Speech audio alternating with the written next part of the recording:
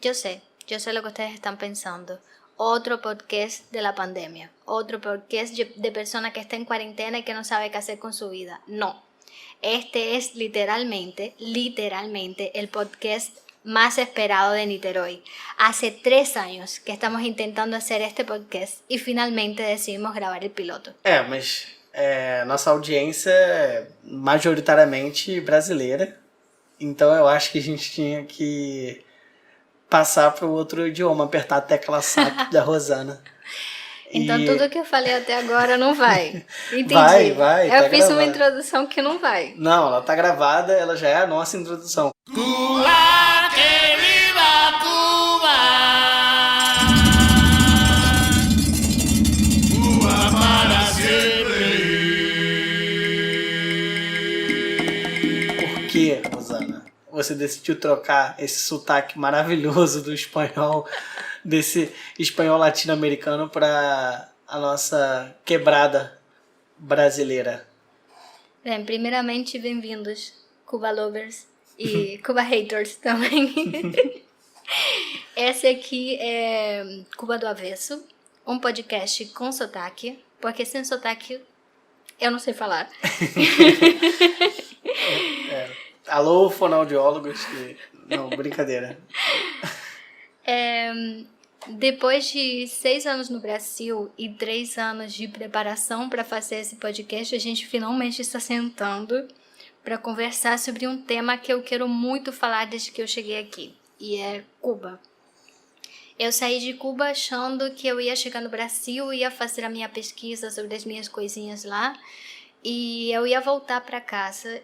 E eu descobri que tem todo um universo de imaginários, de questões, de perguntas, de mitos, de ideologias em torno, uma construção em torno do que é Cuba, que às vezes eu fico pensando se o país que eu conheço pode em algum momento chegar a ser metade das coisas que se falam sobre ele, né?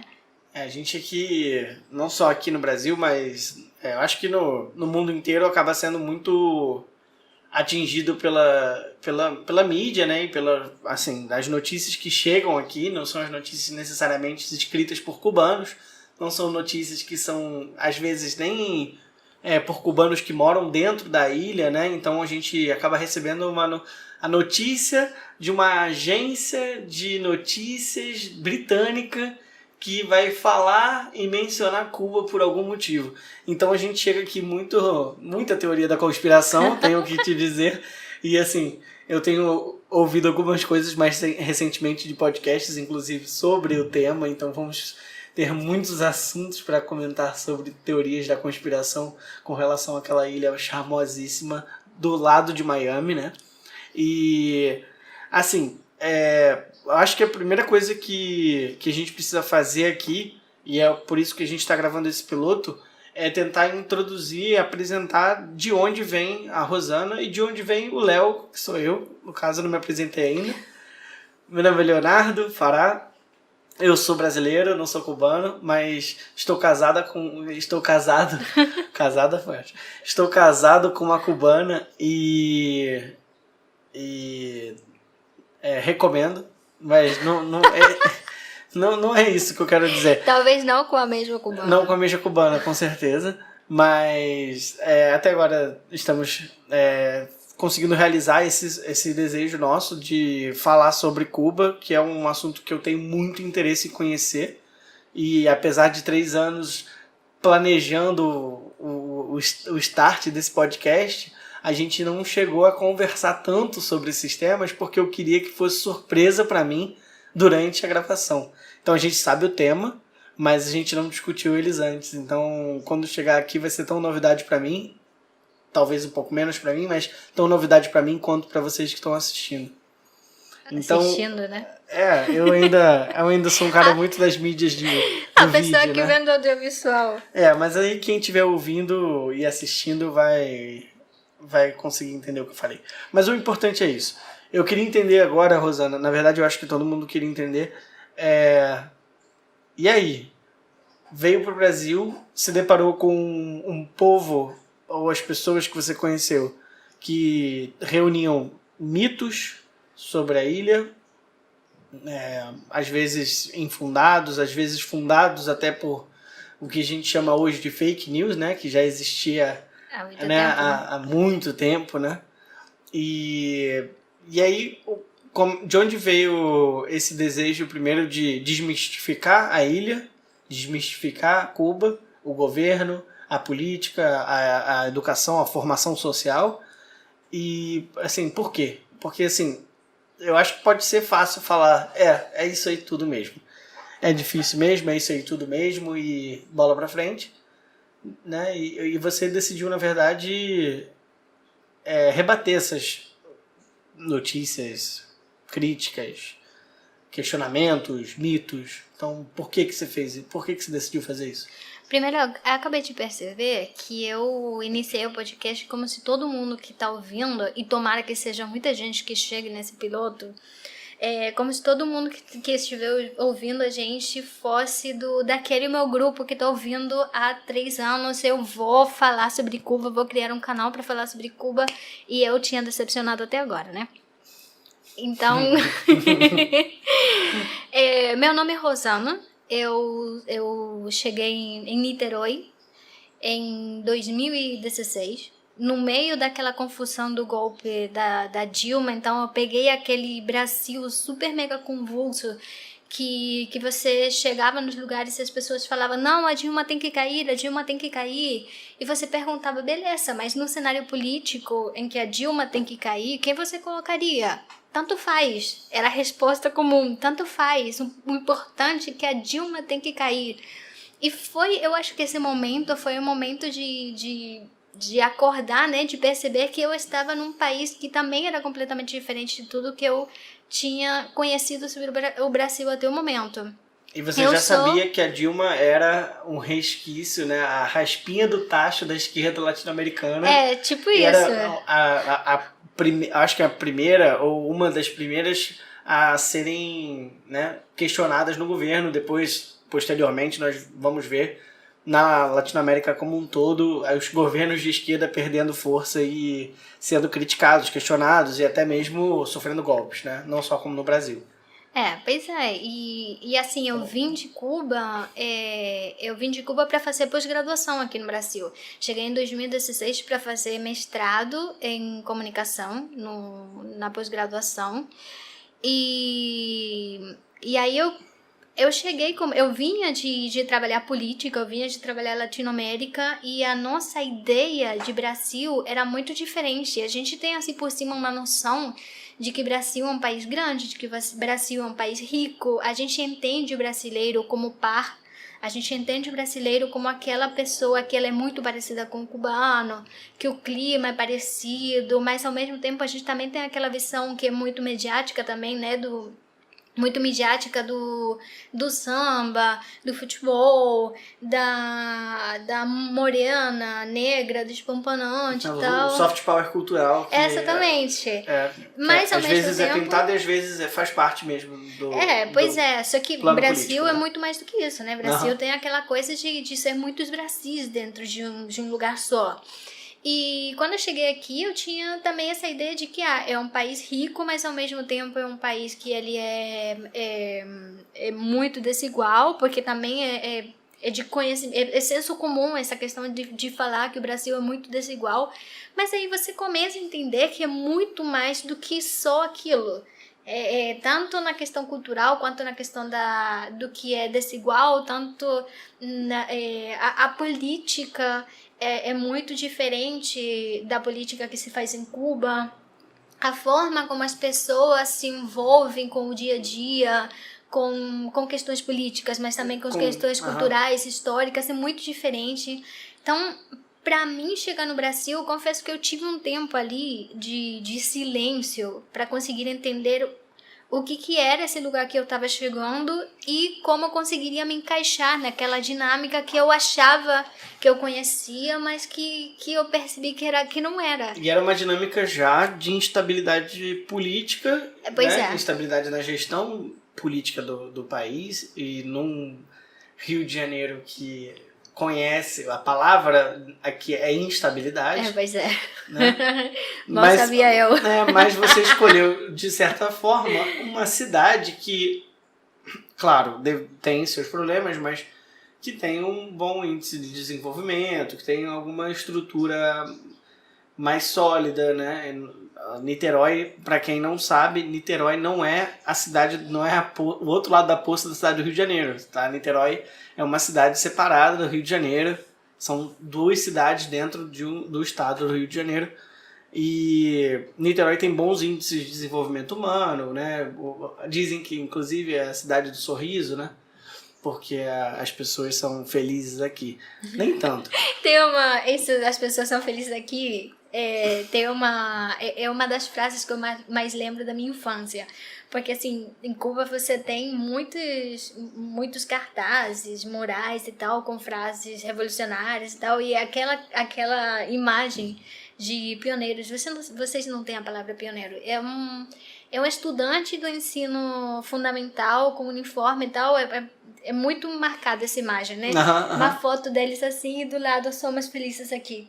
Tipo, um cartaz do governo ou do colégio, assim, é do governo? Do governo, na rua, né? Propaganda política na rua. Mas, assim, é muito... Essa frase, ela fala muito sobre a nossa infância.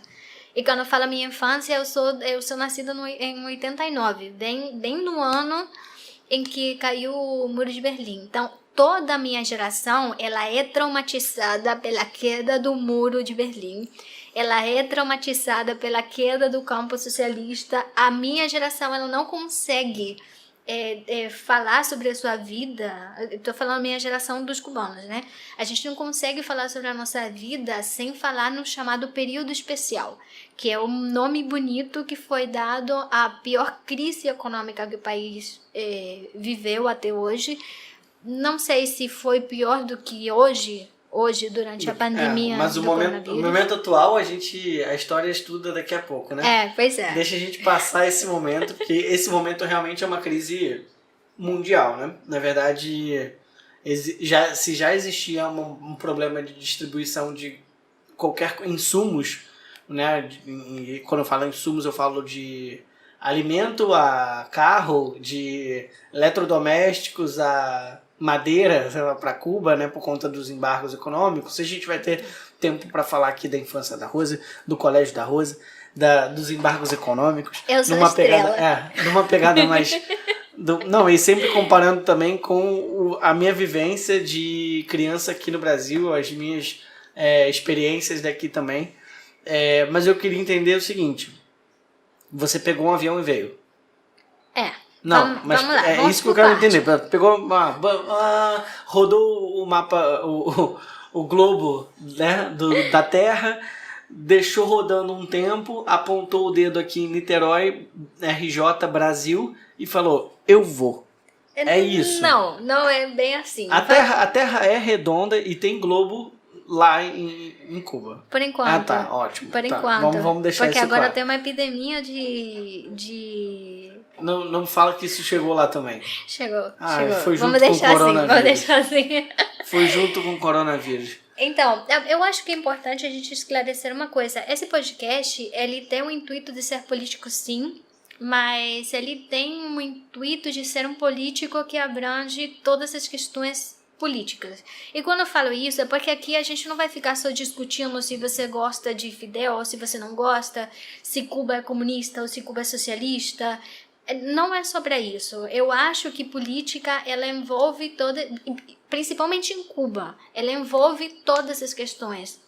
Vida em sociedade. Exatamente. Viver em sociedade é ser uma persona política. É uma questão, né? política. Então... A cultura é uma questão política, o esporte é uma questão política, a culinária cubana é uma questão política, levando em consideração as carências que a gente tem, como a gente consegue reaproveitar as coisas. Então, eu acho que, pelo menos em Cuba, toda a questão que envolve a vida da pessoa é política. E eu acho que cubano se sente muito como um ser político.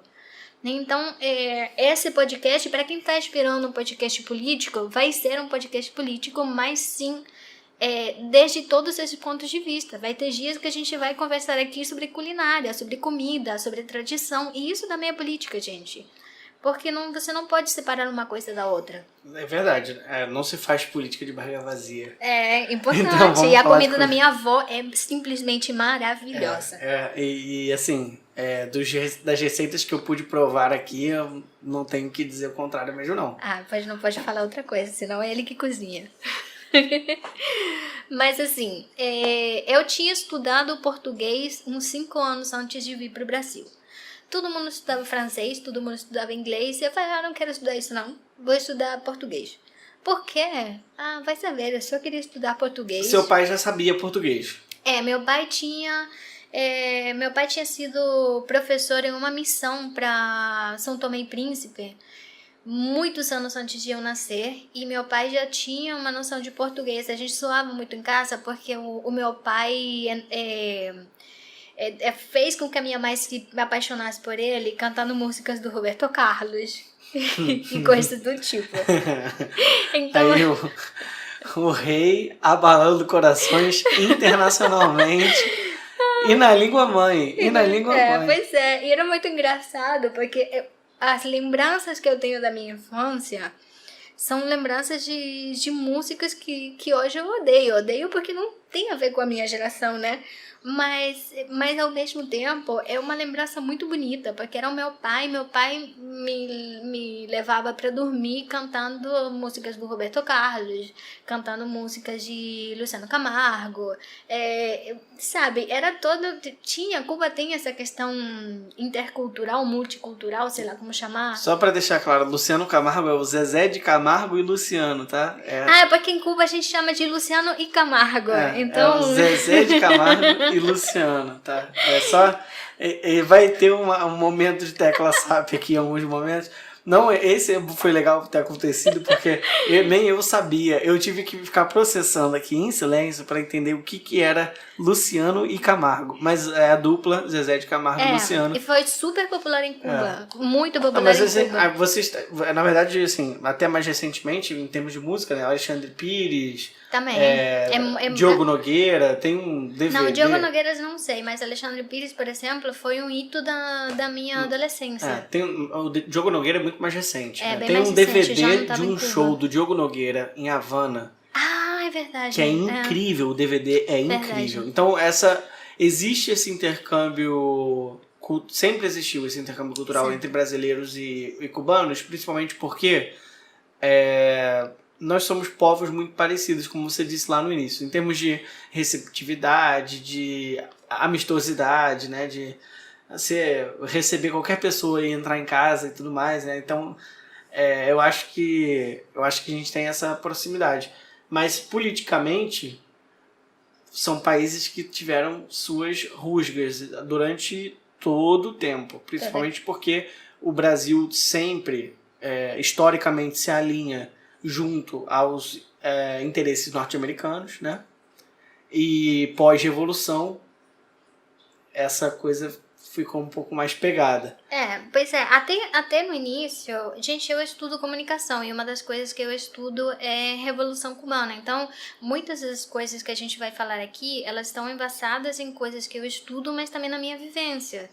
E é importante fazer o disclaimer de que eu vou conversar sobre o meu país, sabe? Cuba, o meu país, porque não é igual a Cuba que está no meu imaginário, a Cuba que eu sinto, que eu vivi durante a minha vida até vir para cá, não é necessariamente a mesma do vizinho, a mesma daquele cubano que você conheceu, que saiu de Cuba em outras condições, que morou em Cuba em outras condições. Não é a mesma Cuba do turista. Exatamente, né? Não é a mesma Cuba turística, não é a Cuba dos anos 90... porque nos anos 90 eu era muito pequenininha, então a gente tem que tentar enxergar aqui que algumas coisas históricas são coisas históricas que vão vir a partir das coisas que eu estudo, e outras coisas vêm a partir da minha vivência, que é muito particular, né? Então E você não precisa concordar com as coisas que eu falo. Eu acho que o intuito, a gente ficou discutindo muito antes de começar o podcast, antes de finalmente conseguir sentar para gravar, a gente ficou conversando muito sobre isso, discutindo qual seria o tom, mas se as pessoas, se vai ter quem concorda, vai ter quem não concorda. E no fim de contas, toda a narrativa, toda a narração que a gente faz sobre um evento, sobre um acontecimento, passa necessariamente por uma visão pessoal. Ainda mais quando eu vou falar de questões do dia a dia, que eram as minhas questões do dia a dia. Então, eu espero que vocês entendam que o intuito desse podcast é a gente tentar desmitificar... Enfim, vai acontecer assim, isso também. Eu vou deixar assim que eu acho legal.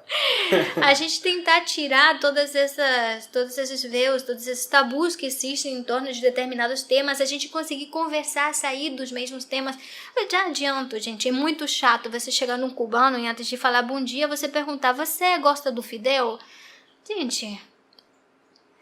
Tem tantas coisas para serem perguntadas para um cubano, sabe? Eu lembro, rapidinho, porque eu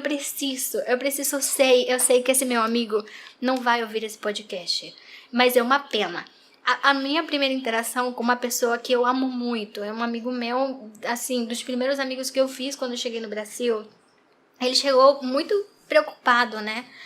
E perguntou assim, você pode me responder uma coisa? Posso? Fala, o que foi? Então, eu queria saber, lá em Cuba tem loja de roupa? E essa é uma história que eu conto sempre, porque eu tô marcada até hoje. Eu juro que eu respirei, eu pensei por um segundo e o que eu respondi no final foi, sim, tem loja de roupa, mas o que veio na minha cabeça foi, não, eu vim pelada e essa roupa eu comprei aqui. Ela... Arrumou uns couros de boi, se amarrou neles, né? Fiz o que a gente chama em Cuba de tapa-rabo, que é aquele negocinho tipo Adão e Eva, assim, e vim pra cá. Eu subi pelada no avião. Isso que assim, naquele momento, eu tinha no Brasil uns 2 meses. Eu já falo, 2 meses é muito pouco tempo para você conhecer a cultura, para você conhecer a dinâmica do lugar que você está chegando. E o que é uma lição muito grande que eu tenho aprendido nesses anos é que tudo que eu tinha por certo, tudo que eu achava que era aquilo, teve que mudar de alguma forma para eu conseguir explicar para os outros o país do qual eu estava vindo, a minha história, a história dos meus pais, a história de tudo que eu sabia até esse momento. Porque para mim era isso. Como assim você não sabe isso? O que eu fico pensando é muito focado assim, como é que seria assim, o primeiro dia de aula. Você veio fazer o mestrado, né? Você terminou jornalismo em Cuba, chegou a trabalhar e tal lá. Aí veio no primeiro dia de aula uma menina nova no mestrado, né? Que passou com notas excelentes, né? E aí todo mundo quer saber quem foi. Aí chega, a professora fala, vai, se apresenta. Aí vai o fulano, eu sou o João, eu tenho 25 anos, estou aqui no mestrado da UF, vim da PUC e tal. Eu sou fulano de tal, vim de não sei onde. E todo mundo contando um mini background ali, e de repente vem um sotaque carregadíssimo do espanhol, lá atrás da sala, ou na frente, não sei, você tem cara que senta na frente por causa dos óculos. Aí lá na frente falando, eu sou Rosana. Olha, como é que foi essa primeira aula? A primeira aula que eu fico muito assim, cara, como a reação das pessoas no primeiro momento tem uma gringa na minha sala. Até aí tudo bem, eu já tive vários, assim, angolano, haitiano, que vem fazer intercâmbio aqui, né? E até mesmo um francês que estava na UF, passou pela minha sala. Mas eu fico pensando como é que é para uma turma de mestrado ou para uma turma qualquer receber uma jovem cubana e no primeiro momento eles não devem ter feito nenhuma pergunta, mas depois isso deve ser sido assim, o talismã da curiosidade. Tá todo mundo querendo saber, perguntar, falar com aquela menina ali que veio fugida. Tipo isso. Não, primeiro eu preciso esclarecer. Eu usava óculos sim, agora eu não uso mais porque a revolução consertou os meus olhos. Eu precisava falar isso. E de graça. Consertou mesmo. E de graça. E de graça. Mas, muito além disso, eu nunca iria chegar numa turma que eu não conheço e ninguém sentar na frente. Nunca, jamais. Eu fui treinada pra sentar no fundo, de frente pra todo mundo, olhando pra todo mundo e saber quem é quem. Tá doido. Vou eu ficar lá na frente, todo mundo olhando para as minhas coisas? Claro que não. Treinamento, Leonardo, treinamento estratégico. Justo. Mas você virou ponto de curiosidade da turma ou foi tipo... Não, eu acho, eu acho que se eu estivesse numa turma de graduação, que todo mundo é um pouco mais novo, teria sido um pouco mais invasivo esse momento de aproximação. Mas eu acho que por chegar numa turma de mestrado, onde já tinha pessoas mais adultas, né, tinha poucas pessoas que fossem muito novas, né, eu acho que a média de idade era mais ou menos os 30 e poucos. Na época eu tinha justamente 25. E eu acho que eu era uma das mais novas e acho que todo mundo também tinha ali uma certa consciência de esquerda e tal. Tinha dúvidas, obviamente, todo mundo queria fazer algum tipo de pergunta, mas todo mundo foi muito respeitoso. Que não aconteceu em outros espaços, obviamente, né? Porque eu já tive necessidade de falar que eu era mexicana, que eu era boliviana, que eu era argentina. E passei sufoco também, porque teve quem falou, você é argentina? De onde? Porque eu já estive na Argentina 10 vezes. Eu, na minha vida, estive na Argentina. Nunca fui na Argentina, gente. Aí eu nunca mais falei que eu era da Argentina. Porque o brasileiro gosta de ir na Argentina. Pois é. E não tem um lugar na Argentina que o brasileiro ainda não foi. Pois normalmente. Então, assim, você vai falar, eu sou da Patagônia. Porra, lá é muito legal, vi os pinguins, não sei o que. Eu sou do gueto de Buenos Aires. Nossa, aquele estádio do Boca é muito legal. Eu sou de Córdoba. Aí a pessoa vai conhecer. Não importa de onde você falar, Argentina, a pessoa deve ter ido em algum momento ou conhece um time de futebol que é de lá. Pois é. Então, rola comentário. Mas assim, por que você decidiu em alguns espaços, em certos espaços, que você percebe que falar que é cubana, né, se identificar como cubana, sei lá, perigoso? Ou é por uma questão de segurança? Ou é por uma questão simplesmente de não quero responder essas perguntas outra vez? As duas coisas. No início, por exemplo, é muito cansativo você chegar num país onde você não conhece direito a língua e você tem que ficar o tempo todo prestando atenção no que as pessoas fazem, no que as pessoas falam, como as pessoas se comunicam, para você conseguir se enturmar de alguma forma o mais rápido possível. Isso em si já é muito cansativo. Então, os primeiros meses da pessoa que migra, da pessoa que viaja, para uma sociedade muito diferente da sua, são cansativos nesse nível. E além disso, você tem o acréscimo de você ter que responder coisas e você está cansado. A pós-graduação também, no meu caso, exigia muito de mim. Eu lembro que eu cheguei aqui, eu ainda não tinha computador, não tinha várias coisas, porque não tinha como viajar com isso, né? E eu cheguei aqui e eu fazia tudo pelo celular, né?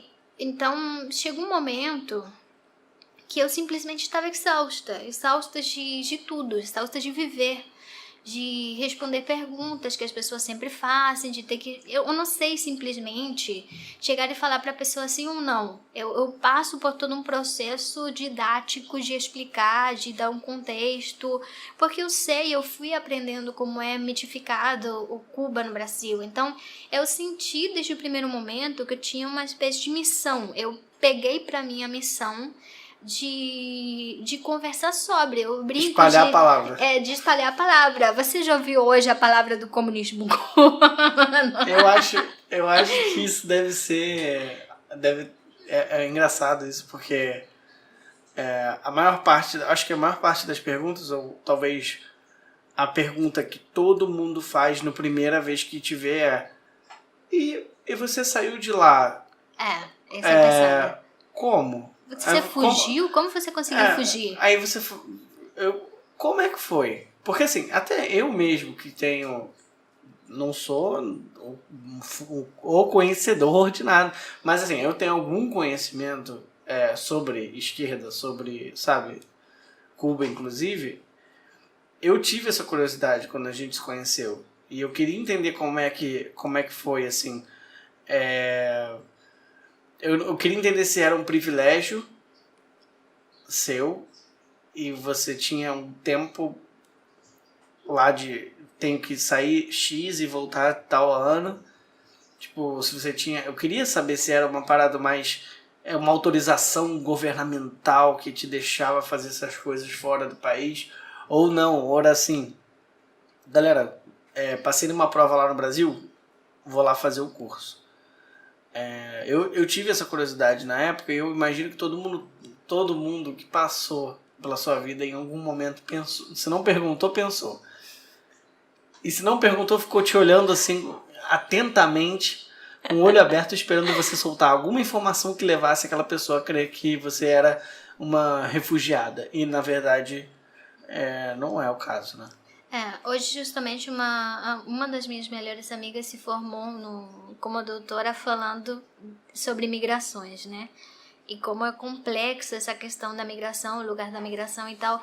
Mas certamente essa questão do fugir de Cuba era uma pergunta muito recorrente. Eu acho que nos últimos anos, como o meu círculo de amigos, de conhecidos, ele não cresceu muito mais, principalmente depois da pandemia, né? Durante a pandemia, eu acho que eu tenho sofrido menos com essa pergunta. Mas no início era muito comum as pessoas sem senso nenhum chegavam e perguntavam diretamente: como você conseguiu fugir? As pessoas que já tinham algum contato com algum cubano, fosse médico ou fosse esportistas, que são geralmente aqueles que saem de Cuba com aquela coisa do fugir, né? As pessoas que já tinham algum tipo de contato com esse tipo de pessoa já chegavam na lata perguntando: como você conseguiu fugir? E aí você respira novamente, porque você sabe que o que vem por trás disso não é simplesmente eu quero saber de você, eu quero confirmar uma ideia, uma noção que eu já tenho sobre você, sobre seu país e sobre todas as pessoas que migram. Então, esse confronto com esse tipo de pessoas é sempre um pouco mais complicado.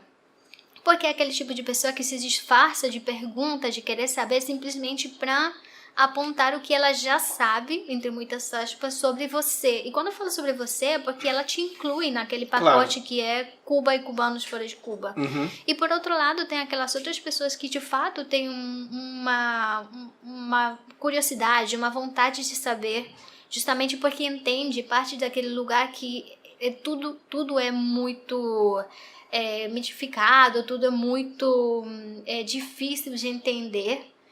E te pergunta, sinceramente, como você conseguiu sair? Porque eu ouvi que existe uma proibição, eu ouvi que existe uma incapacidade das pessoas de mobilidade. E realmente, durante muitos anos, Cuba teve uma política de mobilidade, uma política migratória. E a gente vai ter um episódio só sobre migração, que a gente vai trazer a Débora para falar sobre migração. Eu ia falar exatamente isso, que a gente tem...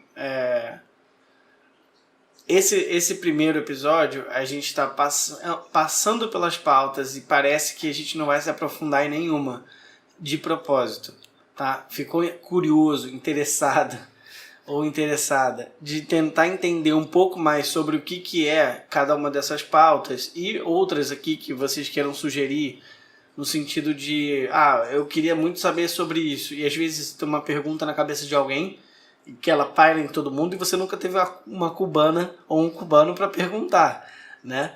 Então, a gente vai trazer outros cubanos que vieram para o Brasil e que moram aqui e que têm a nossa amizade, né? Que são, às vezes, até parte do nosso ciclo de amigos e outros até que não, mas a gente vai tentar trazer algumas pessoas convidadas para poder falar de assuntos específicos. A Débora, por exemplo, que é super craque em imigração, né? Ela, inclusive, se formou agora falando sobre o tema. A gente vai trazer outros brasileiros e outras perguntas, outras pessoas até de outros países, quem sabe, que tenham essa dúvida, pergunta, querem saber, entender como é que funciona, mas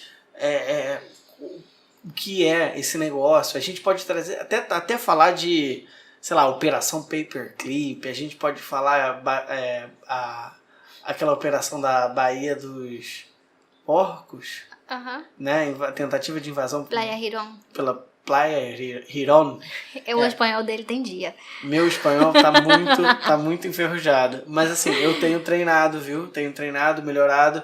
Pode ser que a gente tenha alguns episódios com convidados que falem exclusivamente espanhol. E aí a gente vai fazer ou dublagem, vamos pensar no que a gente faz. A gente tem muitas ideias, mas não vamos fazer muita promessa também não, porque aí vocês ficam cobrando e a gente não tem como trazer tudo que a gente promete.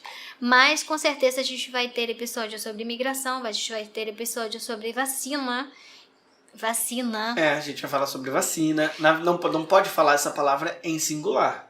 É verdade, vacinas, porque em Cuba são 5. Vacinas, são 5 e uma bem possível que a gente tenha que tomar também, tá? Então, assim... A gente vai falar sobre processos eleitorais, que é uma pergunta que me fazem muito sempre, se em Cuba tem ou não eleições. Partidos políticos, né? Como é que é a construção ali da partidarismo versus pertencimento e tal. Mas continuando que a gente deixou vários temas na metade. Esse episódio é a loucura. É o gancho, né? Aí cada um joga várias iscas no mar, né? E cada um pega o que quiser. Essas pessoas, voltando, que perguntam de forma sincera como você conseguiu sair, você consegue dialogar um pouco melhor. Se prepare para o que vem agora.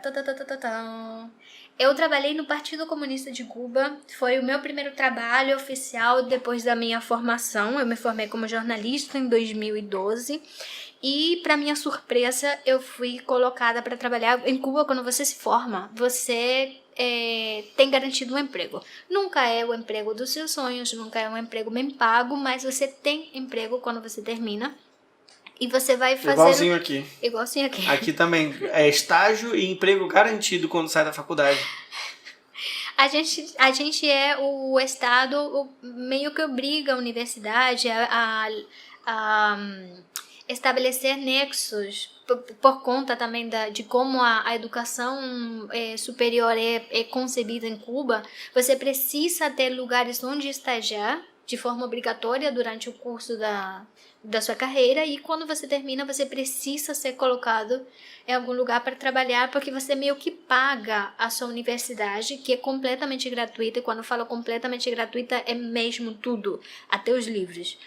Então, você é colocado no lugar para trabalhar, as meninas durante 3 anos, de forma obrigatória naquele lugar, e os meninos durante 2. Se depois desse tempo você quiser ir para um outro lugar, porque você achou uma vaga de emprego que é melhor, que você gostou mais, sei lá o que, você pode ir embora daquele lugar a trabalhar em outro lugar. E o local onde você está trabalhando pode também, eventualmente, te efetivar. Também, se você quiser depois daquele tempo, né? Exatamente. Então, quando eu me formei, eu tinha um espaço numa revista sobre cinema. Eu, na época, era muito focada no cinema, na crítica cinematográfica e tal. E o meu sonho era me transformar em documentarista. Mal sabia eu que a vida me traria para outros lares para fazer outras coisas que nada tinham a ver com o que eu tinha sonhado na minha vida. Mas não acabou ainda, assim. Vai que. A gente tá fazendo um podcast. Disso aqui virar um documentário, qualquer, né, streaming aí que tiver a fim de patrocinar, a gente vai embora. Olha ele sonhando isso no primeiro episódio. Não, gente, olha só, a gente tá começando, eu concordo. Estamos começando, mas a gente tem que apontar para cima. Beleza. Mas a questão é essa. Eu achava que eu trabalharia com cinema, que era uma coisa que eu gostava e gosto até hoje. Só que eu fui... a revista que eu ia trabalhar, ela não conseguiu terminar a documentação a tempo e eu precisava entrar para trabalhar em algum lugar, e eu fui colocada no departamento ideológico do Partido Comunista de Cuba. E eu entrei lá... O que se fala dentro de Cuba sobre aquele lugar é o monstro das 7 cabeças, e você acha que você vai ser engolido. E vou falar, gente, foi o melhor chefe que eu já tive na minha vida. uma pessoa super compreensiva, uma pessoa super colaborativa. Eu sou uma pessoa extremamente contestatária. E eu nunca tive um problema. E eu já falei, eu não vou fazer isso porque eu acho que é contraproducente e eu não fiz. E eu não tive represálias por conta disso. Então, eu não sei se eu fui uma pessoa de sorte, porque eu ouço muitas histórias que eu fico pensando, gente, mas eu já fiz tanta coisa que era para ter tido represálias, como as pessoas, alguns cubanos falam que sofreram, e eu não tive. Que às vezes, para mim, por isso que eu falo, o meu lugar de fala, o que eu falo sobre o meu país passa pela vivência pessoal. Eu saí do partido pouco antes de vir para o Brasil, fui trabalhar, eu não quis continuar ali, fui trabalhar numa revista, onde comecei a trabalhar com Cinema? Não. Não? Não, comecei a trabalhar com política internacional. Cinema, esquece cinema, nunca mais Nunca voltou. mais Nunca voltou, mais né? lo vi, nunca mais volvió. Nunca mais. E ficou na política internacional na revista até conseguir passar para cá para fazer o Isso. mestrado aqui no Aqui Brasil. no Brasil. O Brasil tinha, antes do Temer chegar no poder, o Brasil tinha um projeto de colaboração com alguns países da América Latina, de colaboração educacional e cultural, que oferecia bolsas para pessoas através do programa de intercâmbio do CNPq. E eu tinha um amigo que já estava aqui no Brasil através desse programa, que falou comigo sobre isso e falou, cara, eu acho que super você se encaixaria, monta um projeto, eu te dou o norte de com quem você tem que falar, quais são os passos e tal. Eu comecei a fazer aquilo de forma meio que despretensiosa, até que eu percebi que podia dar certo, né? Que de fato, porque era uma concorrência muito grande. Não lembro a quantidade de vagas, acho que eram 17 vagas, sei lá, era muito pouco. Para áreas diferentes, né? Eram 17 vagas para áreas diferentes. E concorriam pessoas de 107 países, 105 países, sei lá, de América Latina e África, o Caribe, enfim, era muita gente concorrendo. E no início eu não estava muito confiante de que o projeto poderia dar certo. Aí eu montei um projeto, falei com o professor que hoje é meu orientador, e foi sendo aprovado. Foi sendo aprovado o projeto Passando aqui de ali. passando de fase. E aí eu percebi que estava ficando muito sério. Aí comecei a pensar, gente, mas calma aí, eu preciso de dinheiro. Porque como que eu saio de Cuba sem dinheiro? E foi uma das épocas... Eu sempre tive uma vida muito agitada em Cuba. Só que é o que eu sempre falo, eu tenho um lar que ele é muito de dar suporte, nunca faltava nada em casa. Eu saía de casa muito cedo de manhã, voltava muito tarde à noite, fazendo 1000 projetos que eu tinha na minha cabeça, mas mamãe lavava roupa, limpava, avô cozinhava, então eu tinha todo um suporte familiar que eu perdi depois que eu saí de Cuba. Mas isso me permitiu também eu falar, não, calma aí, esse é o momento agora de conseguir ganhar dinheiro para poder sair do Brasil. Sair de Cuba e vir sair pro de Brasil. Cuba, isso, sair de Cuba e vir pro Brasil. E eu comecei eu tinha facilidade, como eu tinha me formado em jornalismo, e jornalistas geralmente têm horários muito mais flexíveis, eu conseguia conciliar o meu emprego na revista que eu falava sobre política internacional com outros múltiplos empregos. Então eu saía de casa 3 horas da manhã para trabalhar na redação de uma revista matutina informativa. 9 horas da manhã eu partia para um outro emprego, saía desse emprego meio-dia, 2 horas mais ou menos, aí partia para um outro emprego e eu chegava em casa, era meia-noite e 3 horas da manhã eu tinha que acordar de novo para ir para a revista. Então, enfim. você entrou num ciclo de muito trabalho, né, para poder ter a grana para vir para cá, porque não adiantava seu projeto passar e você não conseguir, sei lá, comprar a passagem. Exatamente. Por e exemplo. até E tinha... morar aqui também. Exatamente. Não Trazer é- um o que é caro. dinheiro, trazer um dinheiro para guardar, porque mesmo que a bolsa depois ela reembolsaria uma parte dos custos, isso só aconteceria depois que eu chegasse no Brasil, e você sabe como é a burocracia, principalmente quando tem que liberar bolsas, dinheiro que é público e tal. Então, foi uma época em que eu encontrei eu me descobri no mundo da publicidade, que era uma coisa que eu nem pensava. Eu acabei entrando como comunicadora numa empresa de turismo privada, uma pequena empresa privada, que ganhava um bom salário, mas consegui ficar ali uns 2-3 meses antes de vir para cá, uns 3 meses antes de vir para cá, mas foi um tempo que me ajudou a juntar dinheiro e eu me descobri também como guia de turismo. Eu lembro que o Natal de 2015, o Natal e o final de ano de 2015, eu passei pela primeira vez na minha vida fora de casa com completos estranhos. Trabalhando. E, assim, longíssimo de casa. Não era trabalhando logo ali, não. Era trabalhando no centro da ilha, sabe? Eu tava a muitos quilômetros de casa, sem ter como voltar. E foi um momento que eu falei, gente, eu devo estar querendo muito fazer isso. Pra eu estar num dia que tradicionalmente na minha casa é o momento da família se juntar, das pessoas virem pra conversar, pra celebrar a virada do ano, mas também a gente chama de Noche Vieja, é o dia 25, né? Eu estava simplesmente com 2 famílias de nem lembro mais de onde eram, acho que eram suecos, sei lá, gente de muito dinheiro de algum lugar muito longe. E eu ficava pensando, olha o sacrifício que eu estou fazendo para conseguir chegar. E a minha mãe, e essa é uma coisa que eu acho completamente corajosa, a minha mãe me deixar cumprir com esse meu sonho. Eu sou filha única. A minha mãe é completamente obcecada. Isso às vezes pode complicar as coisas. Pode. Super protetora. Aliás, a sua mãe não vai ouvir o podcast, não. Ainda bem. A minha mãe é super protetora. E hoje eu fico pensando como ela precisou abrir mão de muitas coisas que ela acreditava e muitos medos que ela tinha para conseguir me impulsionar para cumprir uma coisa que na época era um sonho para mim. E aí você, assim, se desdobrou para conseguir grana, para vir para cá, aí chegou aqui, a Dilma sofre um golpe. Cara... O Temer entra, cancela o programa. O programa ninguém mais entrou. A incerteza dos cubanos ou dos estrangeiros que vieram para o programa para saber se eles iam continuar no país ou não. Nossa, então a gente tem muita coisa para falar desse caminho todo. Mas eu acho que para uma introdução a gente já... Acho que falou muito. A gente cobriu.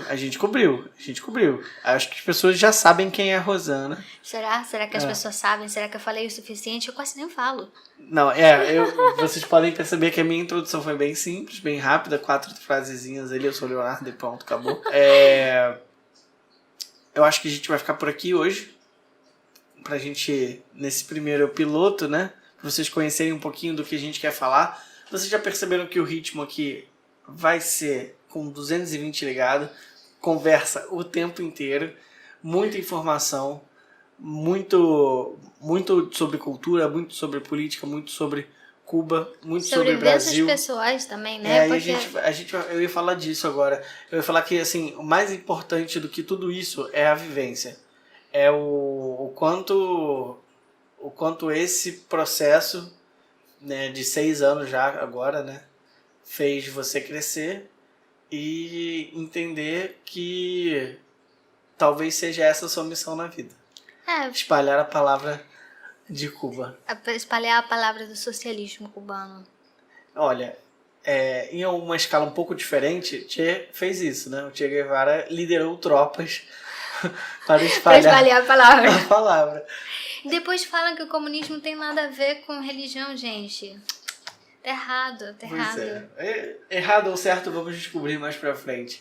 Muito obrigado pela participação de vocês, pela paciência, pela audiência. Mantenham aí seus ouvidos ligados. Nós vamos estar, e aí agora é um trabalho que eu vou ter, mas nós vamos estar em quase todas as plataformas digitais, Spotify, Apple, sei lá, todas que vocês usam. Onde tiver podcast vai estar Cuba do Avesso, beleza? E esse sotaquezinho maravilhoso que nos acompanha. Vocês percebem que o Leonardo ele tem a missão no universo de ser mestre de cerimônias, né? Ele já apresentou, ele já despediu o podcast. Alguém precisa segurar essa mulher. Porque senão a gente fica 2, 4, 5 horas falando aqui. Mas é muito importante que vocês entendam que existe muito assunto e a gente vai tentar manter, a princípio, o podcast dentro desse tempo que eu acho que é razoável. É claro que a gente vai ter que passar um pouquinho para lá e para cá, mas vamos tentar controlar o tempo também para não ficar uma coisa maçante para quem está ouvindo. Porque para a gente que está conversando aqui, nossa, vou fazer um cafezinho aqui, ficaria horas e horas ouvindo as histórias. Então, gente, muito obrigado mais uma vez. Até a próxima. Tchau.